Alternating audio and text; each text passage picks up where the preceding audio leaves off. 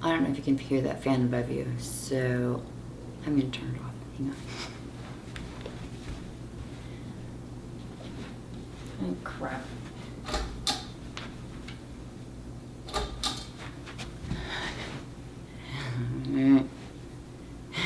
Retake one time?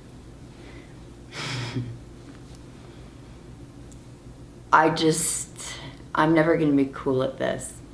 It's not my DNA to be cool. I'm a total dork. If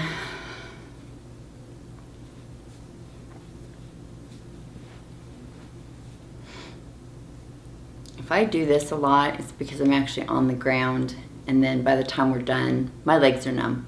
They're asleep. So I'm going to try and refigure out a new way to sit, get this camera and all this going together. All right.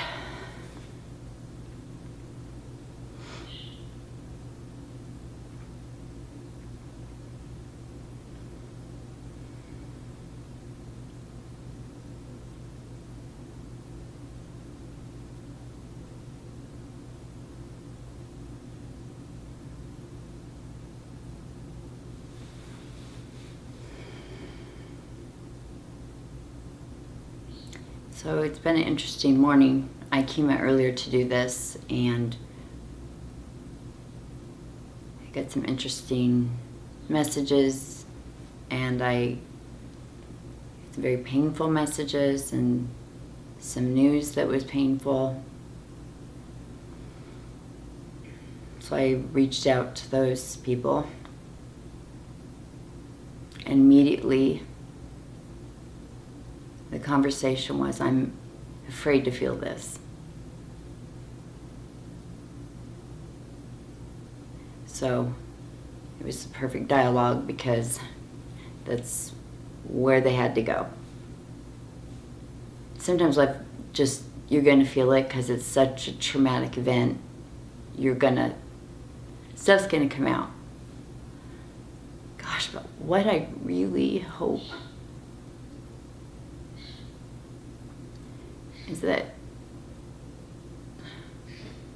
someday, somehow, maybe from starting this and all of you people who are listening and want to create with me, is for children, adults, everyone, but especially as we're raising these new generations, is to, when something comes up and they don't want to feel it, to train them to melt and feel it.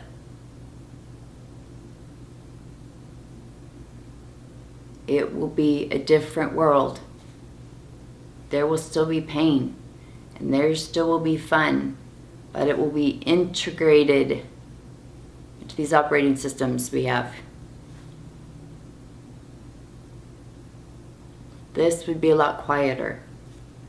And this would come forward, because that can come through and then it passes back out. Next stuff comes back in, passes back out.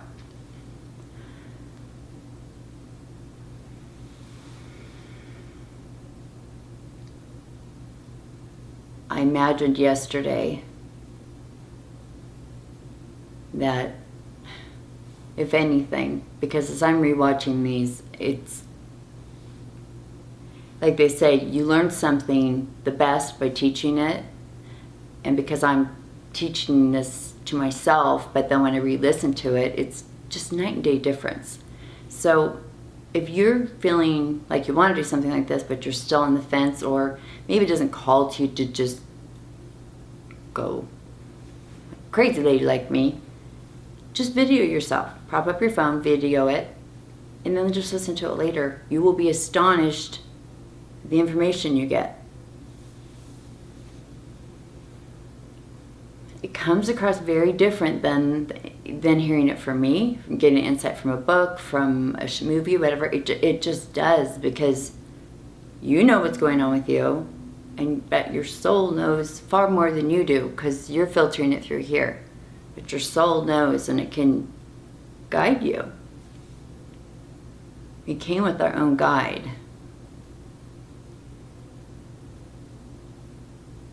But we're taught, well, listen to them, do what they say, but we don't teach them, well, how do you feel about that? In fact, my kids, when I redirect it to them, because they'll want an answer from me, and I'll say, well, it doesn't matter what I think. What does your heart tell you? What does your gut tell you? Oh, yeah, gotta go down here. But that's where the gold is. Sorry, it's the grand design of it all. The buried treasure is in all of us, and the maps we're given are shit. Oh, you gotta go get his attention, and then there's gold there. If you would just get that degree, the gold is behind the degree. No. It's here. It's here. So I picture myself yesterday seeing all these people in cages and me running and doing the locks as fast as I could. I didn't take the locks off. I didn't open the cages, but I just wanted to show them. It does unlock. I promise. It unlocks. Let's do it. Look. And you can choose to pull that off, and you can choose to step out. I'm just showing you I stepped out, and I've been in there a long time. I've had little peeks of getting out, but I'm out. And it wasn't as hard as what I thought it was going to be, which just pisses me off again. I just had to let go, and I mean, ultimately, let go. They say let go and let God. They're not joking.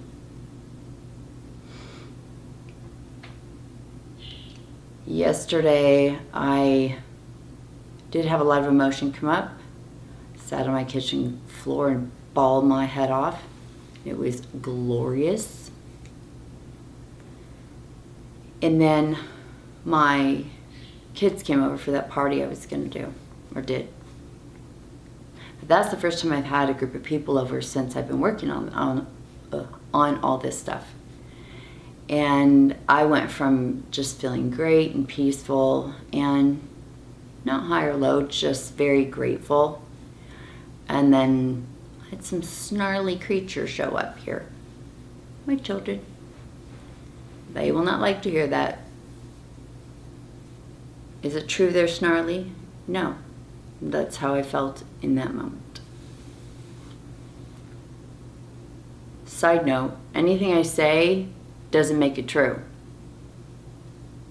It's just what feels true for me in the moment, but it's always through my filter of how I saw an event or a person, and then how that impacted me. But it has nothing to do with the truth of the person at all, ever. Even my own descriptions of myself, that doesn't mean they're accurate. It's just how it comes through from what my limited points of view are. So they were here, and I cooked dinner, and I had kind of taken the half day off and got the house cleaned up and a gift. And some of the snarly creatures came in, some of them happy. And I resisted.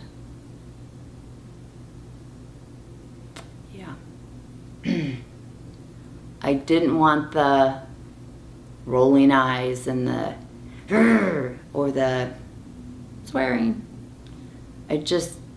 My mind just seemed baffled by it. It's very normal. It's how we've learned to communicate in a world that doesn't have a freaking clue how to communicate. Instead of saying, how I'm feeling is this way, and so could we please discuss it this way? Or, just being open to the dialogue instead of, if I say that hurt my feelings, that I want you to stop, it comes out in this lash, or we just say nothing, but then secretly plot their death. And then we find more evidence as the evening's going, like, oh man, I knew she was that. People don't just say what's there. And even before that, if someone hurts your feelings, feel it. It'll pass through, then you're not stuck with it, and then decide if you want to say something or not. Maybe it's appropriate. Maybe there's a boundary to be set there. I know that you probably meant well, and how I experienced that was that my feelings got very hurt. So I'm going to request that that's a conversation we don't put on the table, at least not that way. And I need to take a look at why that was so painful for me, because there's something there. And I love you. And I'm asking you not to say those things to me again. Oh, you didn't mean to me, but absolutely. And I need you not to say that again, because I am not to the source of where that pain comes from. So those are conversations that could happen all the time, but not if we don't drop into our feelings first.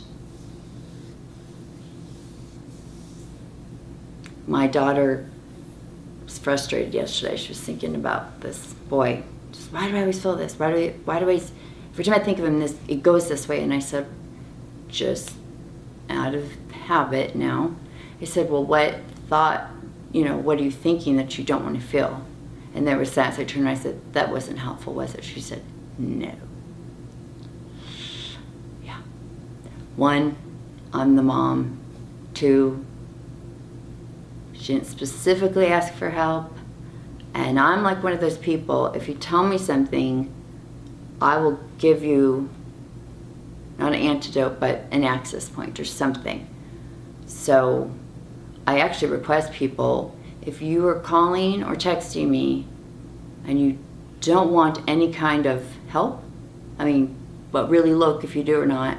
And if you don't want help and you say, I need to just say all this, good. I need those ground rules, because if you sound upset or you sound stuck or traumatized, I will laser beam right onto that thing and I'll give you this. And then it doesn't always go over so well. So when I watched that last night, I saw myself up in my head. Shouldn't be this way. I hate it that it's this way. Why does it have to be this way? I feel sad, but I gotta keep moving. Don't want to spoil the dinner. Gosh, I wish it wasn't this way. So I'm totally resisting what's so. Then I'm resisting the fact that I want to cry, but I don't want to ruin the dinner. I could have got up and just felt that.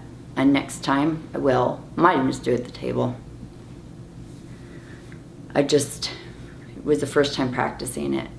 So now I'm gonna, I just feel like if you're gonna make a difference, you may have to start in a small space, but I'm just like, if I think this is a thing and it works for me, I do it publicly. And some people love it and some people think it's totally weird, and it changes people. So if people said, what are you doing? I'm just feeling what this feels like for me right now, and I feel sad. So if I feel sad now and I give that a few minutes and give that some attention, then I'll pop right back up and be present. If I resist what I'm feeling, then I'll be checked out the rest of the night. What kind of world would that be?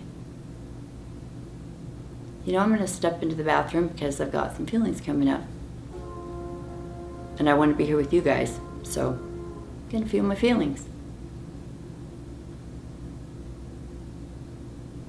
So yeah, I imagine a world where kids and anybody, I just think of kids because we could start them younger, but instead of shutting them down, don't cry, I'll give you something to cry about, here, have a popsicle, just don't cry, just, for God's sake, cry. At least it's a starting point. They may not know when, why, but the less we have this involved and the more we have our bodies and our souls involved, people are going to feel free. They're going to start to know how to express themselves. They're going to start to know how to communicate, because it goes through the feeling first, then it's out.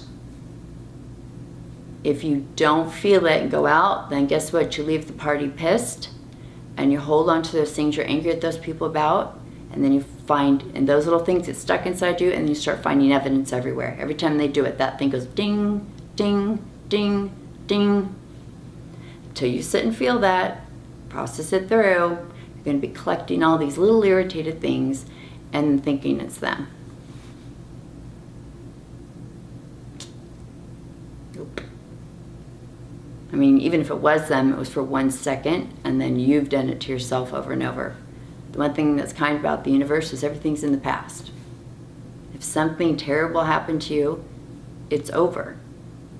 It is in fact over. It's not happening to you right now. And you can handle what is happening right now. Our bodies were not designed to handle the past or the future. Those kick in fight or flight responses and chemicals in your body. And if there was something to deal with, fight or flight, you would either be punching the crap out of somebody or you would be running the hell away. Your mind wouldn't even go, you know, I'm not comfortable with this situation. No, you'd be moving. That's the design. But the way we obsess about what could happen, or gosh, we wish it wouldn't have happened, our body and mind are just like, what? No. Okay, go. They're just swinging at ghosts.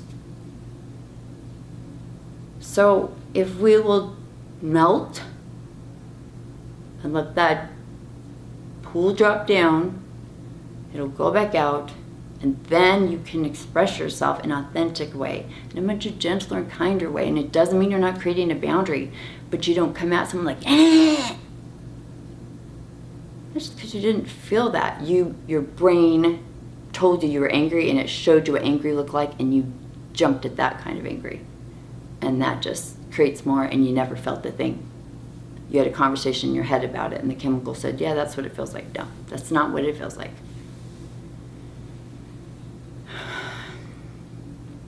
So my job now, when I'm around people, is to have the courage to feel my feelings in front of them. And people might think it's crazy to do it here, but trust me, do it in front of people you know, business people, whatever, and you do it, it'll be interesting. So I'll let you know how that goes. So today, if you're sad, you're mad, you love yourself, feel it and let it go back through so you have space for something new to come in. This isn't just about happy or fighting off sad. It's feeling fully. Even the scary stuff.